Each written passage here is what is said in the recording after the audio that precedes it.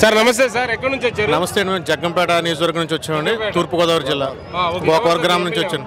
తోట నరసింహ గారు మళ్ళా మా తోట నరసింహ గారిని అఖండ మెజార్టీతో గెలిపించుకుంటాం మా మండలం అంతా, మా నియోజకవర్గం. జనసేన టీడీపీ కలిసింది, బలం పెరిగింది అంటున్నారు కదా.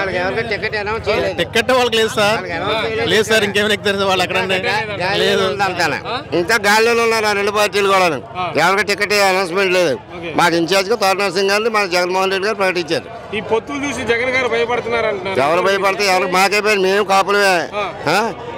ఆయన నమ్మే పరిస్థితి ఎవరికే లేదు మాలో కూడా. రంగా గారిని ఎలా పోగొట్టు, కనీసం నన్ను సీఎం చేసుకుని పవన్ కళ్యాణ్ గారు అంటున్నారు కాపులను ఉద్దేశించి. ఎవరిలే రంగా గారు ఎప్పుడు చనిపోయాడు, ఎవరి వాళ్ళు చనిపోయాడు, ప్రజలందరికీ దేశం రాష్ట్రం మొత్తం అంతానే. అతనికి ఇతను సపోర్ట్ చేయడం దౌర్భాగ్యం అవుతుంది, అంతే కదా. అన్నీ తెలిసి సపోర్ట్ చేయడం దౌర్భాగ్యం అది. మరి కాపులంతా నా వైపు ఉన్నారు పవన్ కళ్యాణ్. ఎవరికి వెళ్ళిపోయి నేను కాపులు కాదు, నేను కాపు పెట్టినా నిలకడలేని మనస్తత్వం, నిలకడలేని మనిషి అతను. పవన్ కళ్యాణ్ గారు ఏమన్నారు, చంద్రబాబు గారికి సపోర్ట్ చేయండి ఒక్కసారికి అనేది చెప్తున్నారు కదా. ఒక్కసారికి ఏం చేస్తాడు, సపోర్ట్ చేసి ఇతను సపోర్ట్ చేస్తాడు కదా, చాలేదు చేసుకోమను అతను అక్కడే చేసుకుంటాడు. అతను వెనకాలకు వచ్చేవాడు కూడా ఎవడో ఏమి లేడు. అతను ఏంటి మన ప్రజలందరూ సామాన్య ప్రజలు కూడా అర్థమైపోయింది.